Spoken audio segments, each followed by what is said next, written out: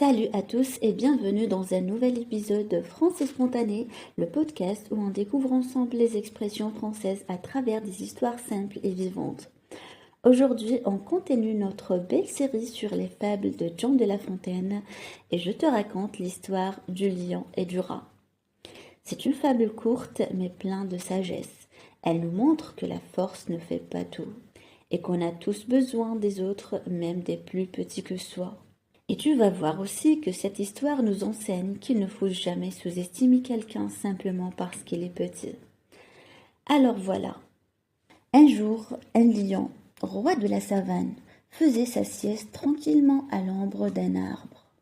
Soudain, un petit rat sort de son trou et commence à courir dans tous les sens sans faire attention.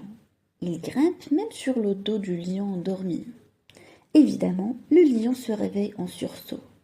En colère, il attrape le rat entre ses grosses pattes. « Comment oses-tu me déranger, misérable petite chose?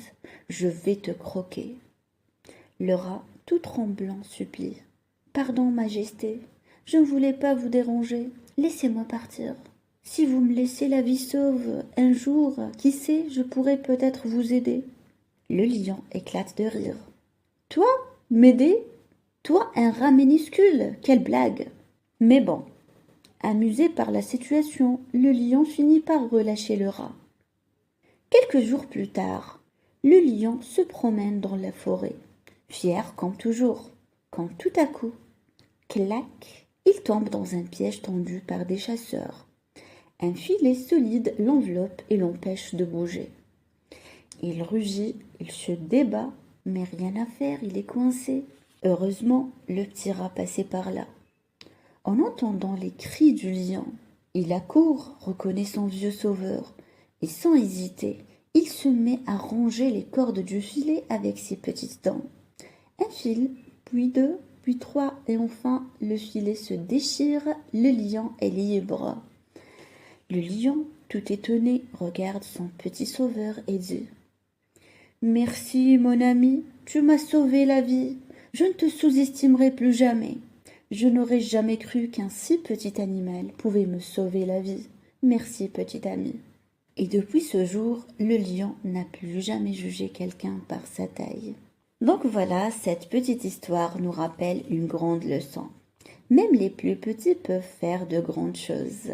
Donc la morale de cette fable, on a toujours besoin d'un plus petit que soi. Même si tu te sens faible, petit ou pas très important, sache que tu peux toi aussi faire de grandes choses. Donc ne méprise jamais quelqu'un juste parce qu'il semble faible ou insignifiant. Merci d'avoir écouté cette fable avec moi. Si elle t'a plu, n'oublie pas de la partager autour de toi. Donc dis-moi en commentaire, as-tu déjà sous-estimé quelqu'un qui t'a surpris par sa force ou son intelligence? On se retrouve très vite pour une nouvelle fable ou une nouvelle expression française, toujours en monde spontané. Donc voilà pour aujourd'hui, j'espère que tu as apprécié cet épisode. Je te rappelle que tu peux télécharger gratuitement la fiche PDF qui reprend toutes les explications et tous les exemples de ce podcast. C'est dans la description, tu peux y aller dès maintenant. Donc merci à vous, n'hésitez pas à me rejoindre sur mon cours gratuit sur YouTube. Chacun de mes articles est accompagné d'un fichier PDF qui est dans la description de cette vidéo. Si tu as aimé, mets un petit j'aime, un petit pouce en l'air, ça fait toujours plaisir et ça nous aide à choisir les sujets qu'on aborde sur la chaîne. Et bien sûr, abonne-toi à la chaîne YouTube de Français Spontané en activant les notifications pour ne rien manquer. Merci de m'avoir écouté et je vous dis à très bientôt pour un nouvel épisode du podcast.